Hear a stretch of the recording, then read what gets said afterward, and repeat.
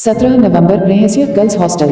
नेहा को medical college में दाखिला मिल गया था। वह और घर के लोग फूले न समा रहे थे। अच्छा रैंक पाने के लिए उसने 2 वर्षों तक इंतजार किया था। नेहा इसलिए भी खुश थी कि अब स्कूल ड्रेस से छुटकारा मिला था। वह मनचाहे कपड़े पहन सकती थी, मनचाहे कॉस्मेटिक्स इस्तेमाल कर सकती थी। स्कूल के दौरान बहुत पाबंदियां होती हैं, अब वह स्वतंत्र रहेगी। हॉस्टल में जाना उसके लिए बहुत पसंद की बात थी। निश्चित समय पर काउंसलिंग के बाद एडमिशन हो चुका था। अब बारी थी हॉस्टल के लिए रूममेट चुनने की। कुछ देर बाद वह भी मिल गई। सृष्टि नाम था उसका। हॉस्टल का पहला ताला फर्स्ट ईयर के लिए होता था।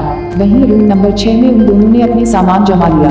रूम की व्यवस्था ऐसी थी कि 2 अलग बेड के साथ एक एक अलमीरा, एक एक टेबल, एक एक कुर्सी और छोटे छोटे सामान रखने के लिए मेजनुमा ड्रेसिंग टेबल भी था। बाथरूम कॉमन था। कॉलेज के क्लासेस 2 दिन बाद से शुरू होने थे। दोनों के पेरेंट्स जा चुके थे। 2 अनजान लड़कियों को एक साथ रहना था। हम उनकी लड़कियां जल्दी मित्र बन जाती हैं।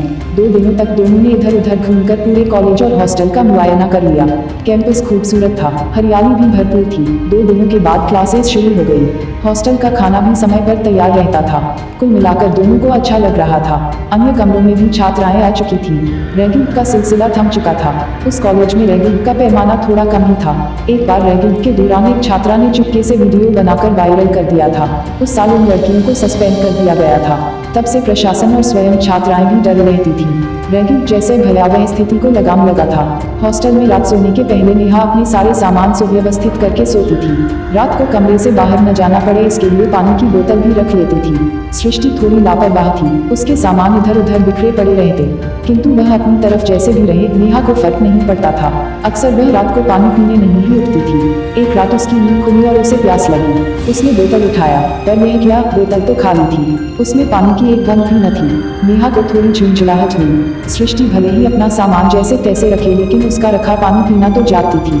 उसे भी अपना बोतल भर कर रखना चाहिए था। फिर उसने सोचा कि किसी को पानी के लिए नहीं टोकना चाहिए। उसे प्यास लगी होगी तो पी लिया होगा उसने। अब वह ध्यान देने लगी कि ऐसा अक्सर ही होने लगा था। पहले से ही हो रहा था, शायद क्योंकि वह पानी पिए या नहीं, बोतल हमेशा खाली ही रहती थी। एक रात नेहा कॉलेज के फंक्शन की वजह से थकी हुई थी तो पानी नहीं रख पाई। रात उसे प्यास लगी तो तब उसे याद आया, लेकिन रात को वह अपना कमरा नहीं खोलती थी।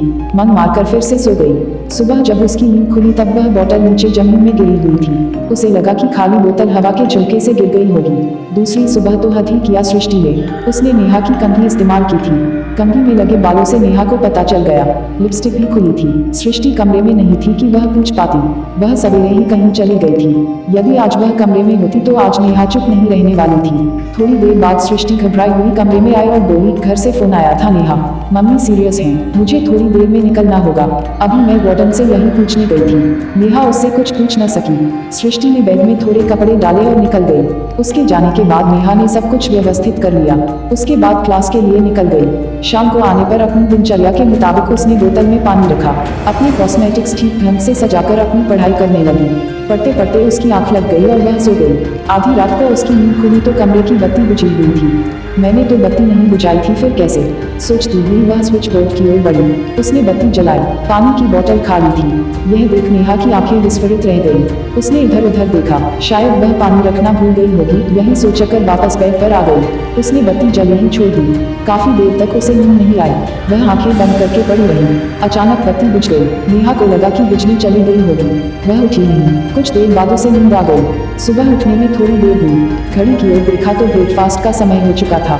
जैसे थी वैसे ही कमरा बंद करके ब्रेकफास्ट के लिए चली गई। वापस आकर क्लास के लिए तैयार भी होना था। उसने जल्दी से स्नान किया और ड्रेसिंग टेबल के पास पहुंची। उसके सारे कॉस्मेटिक्स बिखरे पड़े थे। फाउंडेशन की शीशी खुली थी। लिपस्टिक भी खुला था। काजल स्टिक में एक और लुका पड़ा था और तो और कंघी में भी कुछ बाल लगे थे। यह सब देख नेहा हैरान रह गई। अब तो सृष्टि भी नहीं थी तो यह सब कैसे। उसने इधर उधर देखा। उसकी आंखें फैल गईं जब उसने देखा कि सृष्टि के बिस्तर पर सिलवटें पड़ी थीं, जैसे अभी अभी कोई सोकर बाहर गया हो। नेहा का कलेजा धक धक करने लगा। उसने हड़बड़ी में माँ को फोन लगाया और सारी बातें बताई। नेहा, तुम्हारी कोई दोस्त होगी बेटा, मम्मी ने कहा।